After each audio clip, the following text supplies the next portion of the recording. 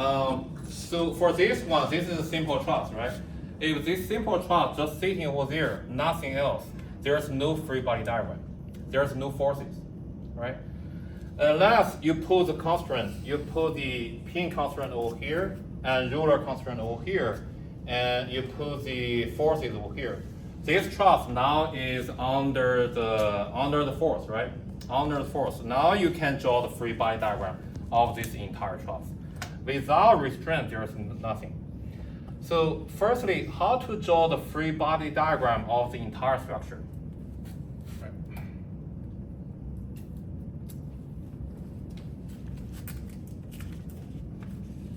Okay. Now I have you grab one hand, you come here, grab the other hand. All right. So now to here simulate that pin support, and Y can simulate that ruler support, right? So you both put a force on it, but like gentle force, not too much force, right?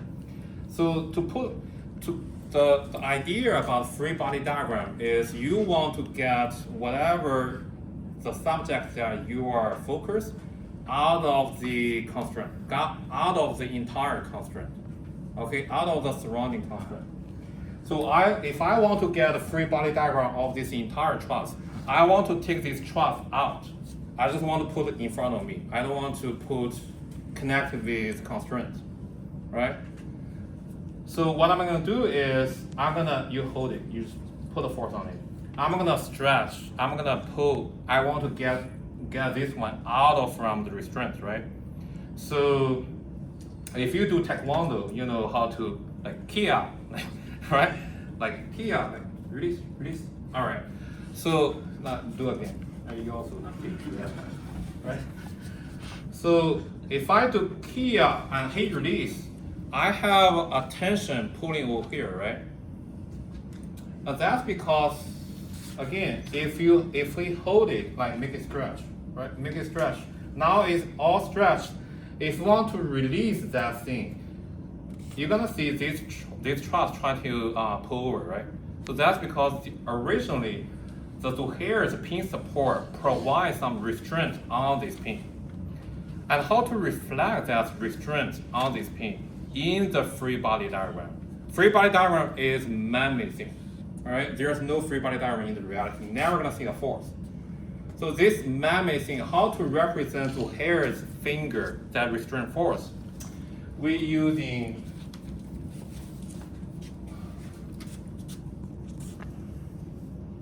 so this is a truss, right? And we completely remove this joint, right? Now I remove here the joints. We completely remove, but this doesn't represent reality. Reality is to here hold this one, right? To here hold this one. So that's reality. So how to represent that holding force, right? Holding force. We represent using the AX, AY because it's a pin support. Similar thing, if I do kia over here and let heat release, then you're gonna expect some tension over here. And that's again because Viking has the support over there. If you want to get this truss out, right? Get this truss out and put on your paper to draw the free body diagram, you need to represent what's in reality. In reality, there's also another holding force from this end. That makes sense? That holding force is this thing. So we want to, again, remove the restraint and draw over here. And what else? What else are we missing for the reality?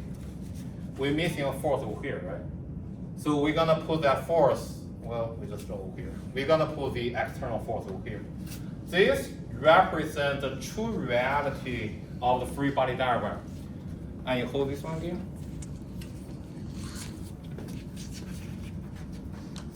This thing equivalent to this thing. Agree or not? Right? Force is force. Restraint replaced by the force. That restraint, the hair restraint replaced by these two forces. So this is exactly the same as this one, equivalent, right? They are two equivalent. That's why engineers, especially structural engineers, they are smart. How to analyze this truss while I still have restraint on it? Well, we can create something like this one. We call it free body diagram. So we can analyze what's really happening for this truss. That makes sense? Right, okay. That's for the support reaction. What about the cross section? We do the BCD, right? We do the BD, CD, and CE, right? Again, while these two are still holding this one, I can cut, right? You want to do a complete cut. So again, use your taekwondo like Kia, you cut from here, right? You really gonna, I do the cheating. I cut like this way. Like you two just stretch a little bit larger force. Now you can see BD has been tension, right? Has been stretched. So if I cut, you see the two parts pull out from each other, right? So that means before I do the cut, there is energy in there. And that energy is reflected by the tension forces. So once you cut, that's why in the method section for this thing, and we have over here, right? For the method section, that's why you put a force over here. Because again, we don't actually do the cutting. That's why we call imaginary cut. Imagine that we do the cut, right? Now I do the real cut. You can see the energy release.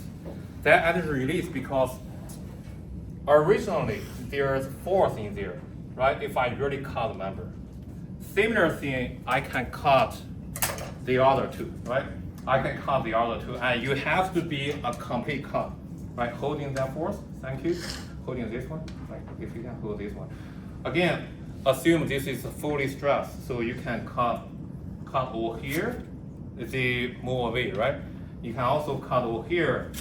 This is totally separate, right? Now you remove this finger. So now can you put three, you don't have three hands, right? Let me borrow it. Let me give you one more. You put two, this go off. You put another one on. All right, that also works. I'm the reaction force. You see, because three tension, right? We make it tension, but in reality, it could be compression or tension. But no matter what, unless this is zero force member, otherwise it has energy in there, right? Once you cut, you're gonna reflect the two forces. And again, we'll assume they are all tension. Now you have all the three forces over here. Again, we haven't represented this part. So here's hand still holding over there. We need to represent that one. So get off? Yeah. So if you get off that part, then this becomes the free body diagram. This becomes your free body diagram for the section. And you need to represent the reality is you have the three forces that Y can hold, right? As internal forces. And you also need to represent what happens in reality for Zuhair's hand. Zuhair holding this one. So you're gonna have this AXE one. Make sense? And lastly, method joint. If we just take the method joint like for the A member over here, method joint very similar to method section. You just do a very small cut. Like you have stretch over here. Very small cut, right? Minus one thing. Cut here, and you cut one member, right? And you cut another member. But if once you cut those two members, so you still hold it, right? This is the method joint. This is the A joint over here. You still have the pin. You have a little bit member has been cut off. You have another little member has been cut off. And then because of the energy, you write down the forces. In reality, for simplicity, method joint, we don't draw these little parts. We don't draw those little parts. We just assume that force directly acting on the joint. Instead of cut, we just unscrew that. We unscrew that member from the joint. Okay? So in reality, we don't include those ones. We just have the joint, and we have the fourth member acting on it. You also wouldn't include this, right? You just put Right now, you still include this pin to hair's hand. Okay, now I need to here. Now he released the thing. Now this is a totally free body diagram. That's why it's called free body diagram. It's free. Free from what? Free from all the surrounding restraints, right?